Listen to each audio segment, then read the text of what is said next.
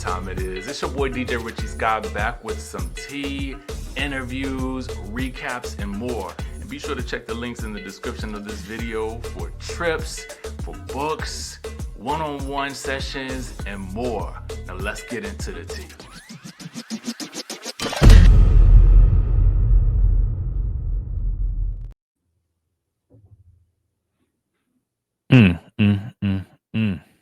Y'all, I had been seeing this talk about Raw Housewives of Atlanta, and I was just like, how do I feel? Do we want to talk about it? Do we really want to get into it? Do we feel like it's worth our while to get into about Atlanta right now, even though we know that filming has allegedly started? That's what I'm hearing anyway. I'd always heard that it was around this time, but nonetheless, since things are rolling, we got some good news on a lot of fronts. I am hearing Potomac is done, Married to Medicine. So we should be getting some good stuff this fall. Okay, good stuff this fall.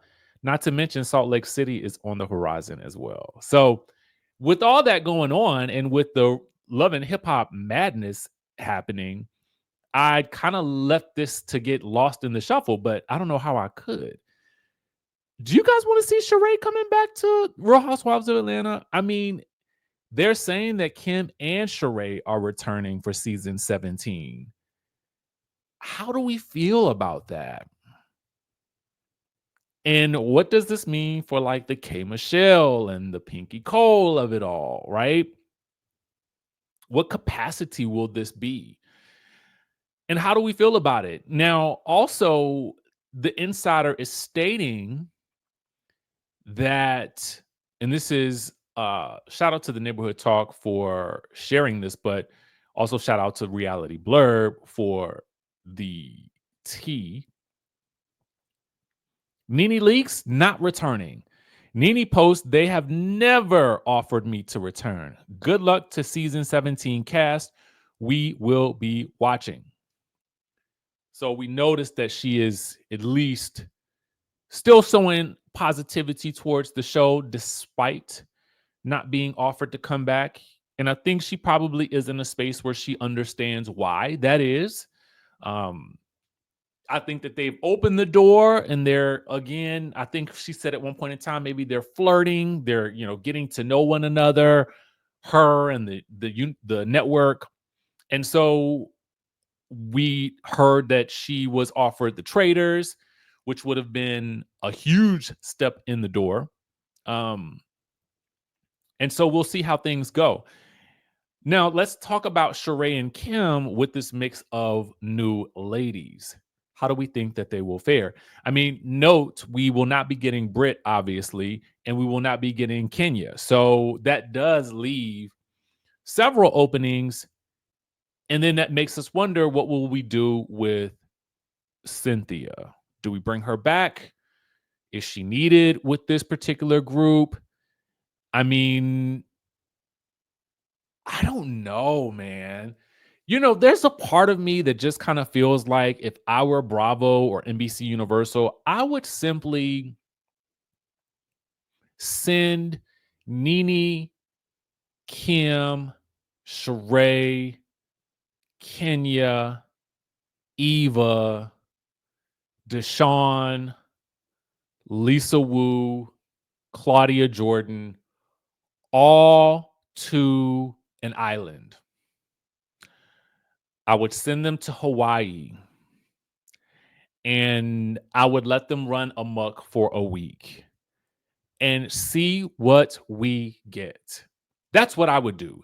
And I would call it Real Housewives of Atlanta Legacy. And that way we get our nostalgia. We get all the things that we have been looking for.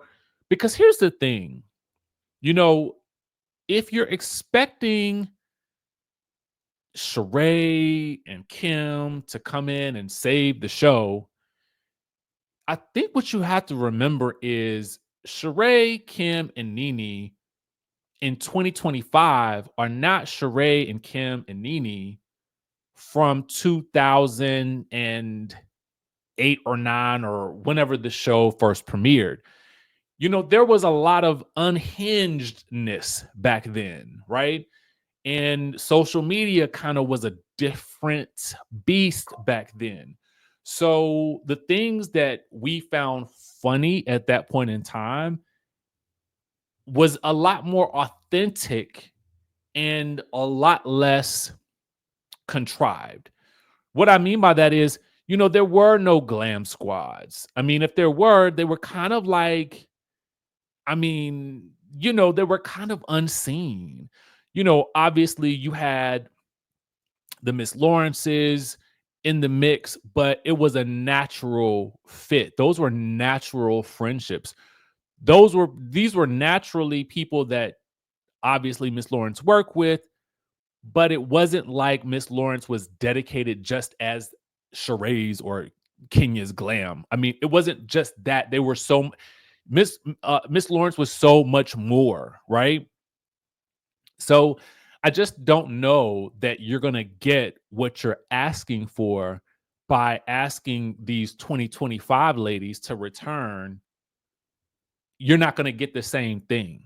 Now, could you get something amazing? I think you could. I think you could.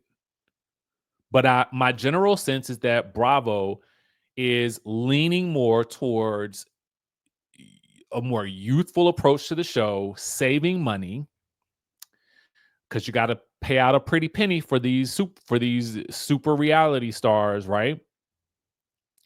And I think that they want a drip drop of nostalgia, which is why you would throw in a Cynthia Bailey, why you might throw in a Sheree or a Kim in some capacity.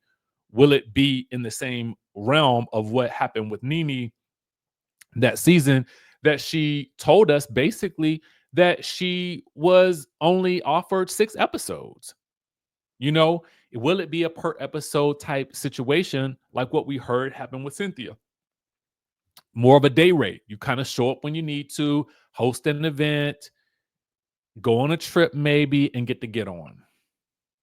So, what are your thoughts about this? Do you think that Sheree and Kim have what it takes to bring back those ratings to the ratings glory days?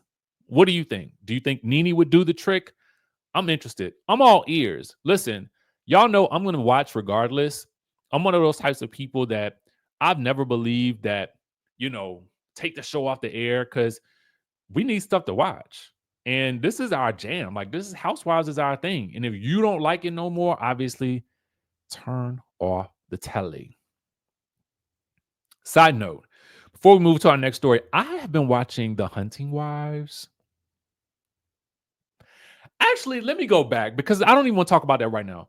I want to talk about the latest episode of, what is that show Tamar hosts? On VH1, The Double Life. And on the recent episode, they had somebody that wanted to turn into a mermaid. That was the double.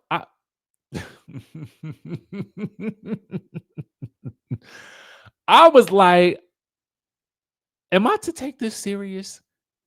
I mean, and how is Tamar there taking this serious? Because I got to hand it to Tamar. Tamar was given all sincerity, all the sincerity. I was like, you know what, Tamar? I got to hand it to you, girl, because at the end of the day, you deserve credits for that. You deserve all of the credits.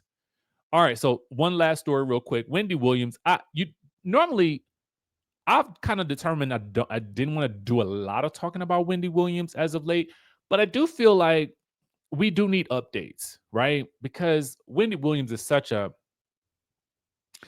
icon in pop culture, and really the sort of blueprint for a lot of what we see in terms of commentary, and I think that's amazing. And You know what I always hate that we don't get to see that they took those episodes off of the YouTube, because I felt like that was at least a way that we could stay connected to something that we used to love. And I just missed that so much. And I just think it's so super selfish of whomever it is that decided to do that.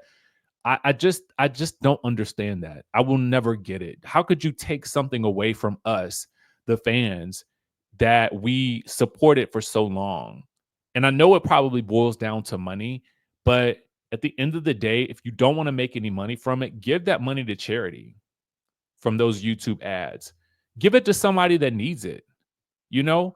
So anyway, I don't know if you guys had seen this, but there was a headline going around that Wendy Williams' neurological diagnosis had triggered her guardian's push to pause the A&E lawsuit. All right. So this is not correct, actually, right? According to this new report. So let's just go with the new report, right? So it says Wendy Williams' attorney is pushing back against claims that the recent medical test confirmed that she has dementia and aphasia, calling the reports false and the work of someone who, with a quote, vested interest in keeping Wendy trapped under this excessive and restrictive guardianship. All right. So Joe Tocopina told TMZ that the leak is a total violation of Wendy's rights as a human being and challenged anyone to produce the actual report and a doctor willing to go under oath and face cross-examination by me so the truth can be exposed. He then said neither he nor Wendy has seen the report cited by People, which quoted anonymous sources claiming the test showed frontotemporal dementia and aphasia, a diagnosis she first received in 2023. Now, the court appointed guardian, this girl, Sabrina E. Morrissey, recently disclosed that Wendy underwent a series of exams and asked the court to delay her lawsuit against A&E over the Where is Wendy Williams documentary until the guardianship court rules on her case. Now, you guys may recall that sources have previously told TMZ that Wendy proved competent after taking capacity tests. I don't understand. What do we need to do to get her free? Like, can somebody please comment down in the chat and tell us what we need to do as the general public? Because I don't understand how it is that anybody could be mentally, like, just could be held against their will in this way, and why it is even humane to do this to someone. I mean, they've already taken away so much from her. I just think that at this point in time, I mean, the best we could wish for Wendy is that she's able to spend the time that she needs to with her family and her friends and just be able to live. And, you know, if it's a situation where there's concern about her living, then make it a situation where she is checking in with, you know, health officials or someone who is managing her case that can work with her to make this a much more humane um situation for her, because right now it's just so frustrating and it's so difficult to watch. And we saw what happened with Britney Spears. And listen, Britney and dancing in her Instagram videos, if girl wants to dance, let her dance. She had been locked up on meds and all of that for I don't know how many years. I would probably want to just dance too. Okay. You know, so I mean, I just kind of think that, you know, this is just so unjust to me. But I wanted to talk about it because I don't know that just this one video will do anything, but I do feel like the more people that we can get talking about this, because I just feel like it's so many things going on in our world today. It, if this would be one thing that we could just get right, I just think that it would just go a long way towards, you know, just doing some good in the world, right? So anyway, let me know what you guys think about this. Comment down below, and I will, of course, catch you in the next video.